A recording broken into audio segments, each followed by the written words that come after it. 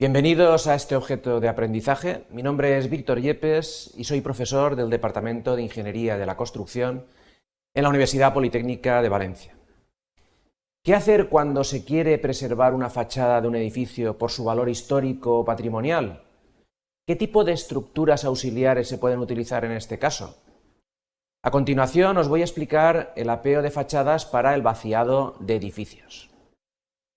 Cuando acabéis de ver la presentación, se pretende que seáis capaces de comprender el proceso de estabilización y su importancia en la construcción, que seáis capaces de analizar las etapas del apeo de fachada y sus consideraciones, y de aplicar medidas de seguridad y técnicas de construcción en apeos.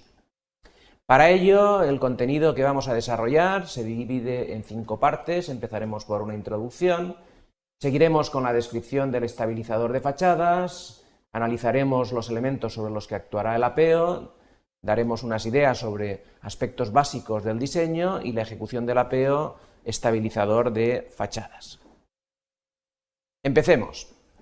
La protección del patrimonio arquitectónico considera no solo el valor intrínseco de un edificio, sino también los valores que aporta el espacio público, especialmente la imagen exterior que ofrece la fachada.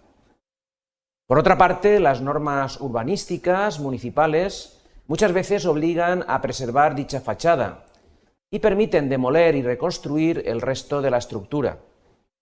Como os podéis imaginar, este es un proceso complejo que precisa del uso de apeos específicos que garanticen la seguridad y la estabilidad de estas fachadas mientras se procede a la demolición y reconstrucción del resto del edificio.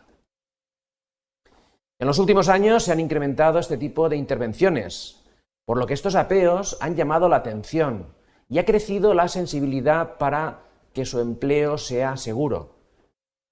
Estas estructuras de apeo, aunque sean temporales, deben proyectarse, calcularse y ejecutarse con el mismo nivel de detalle que cualquier otro tipo de estructura permanente.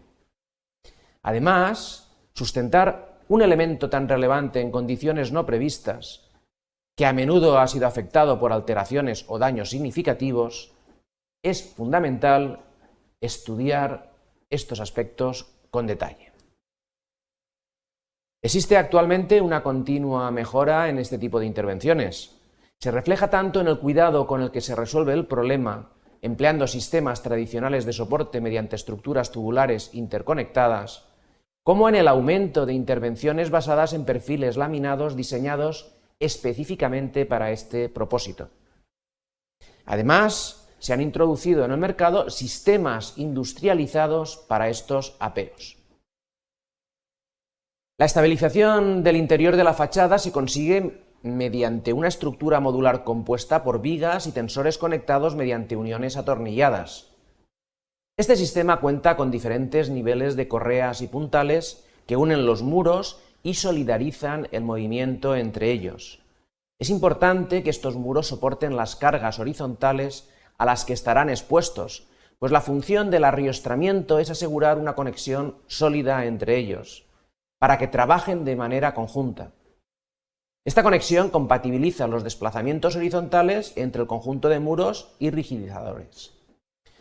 Como resultado, parte de la carga se deriva hacia los otros muros arriostrados, por lo que disminuye significativamente la tensión sobre el muro en estudio.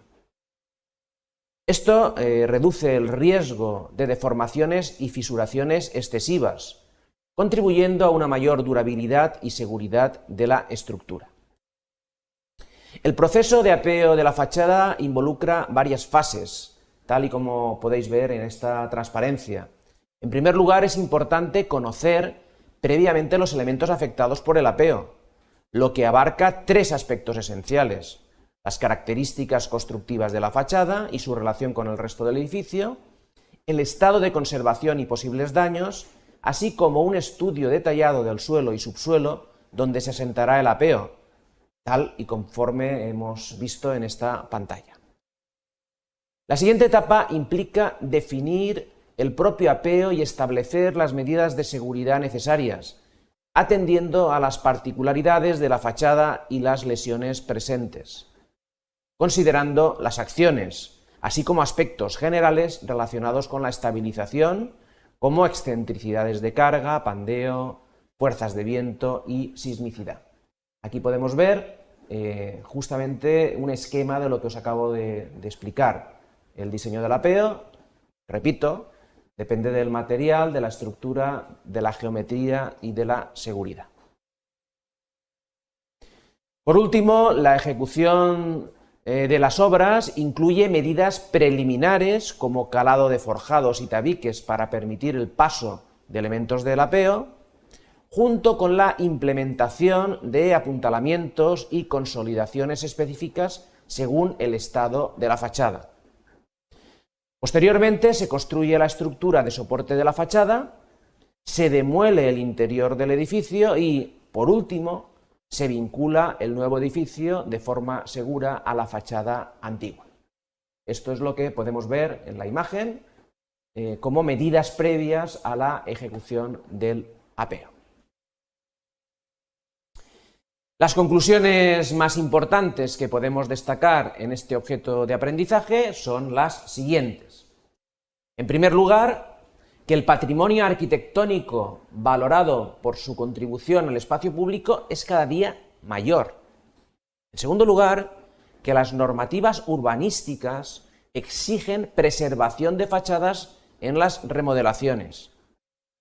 También podemos ver que las mejoras en intervenciones mediante sistemas tradicionales y laminados son cada día más específicos. Y por último, comentar que el proceso de apeo incluye análisis, diseño y ejecución que sea meticulosa y segura. Muchas gracias por vuestra atención.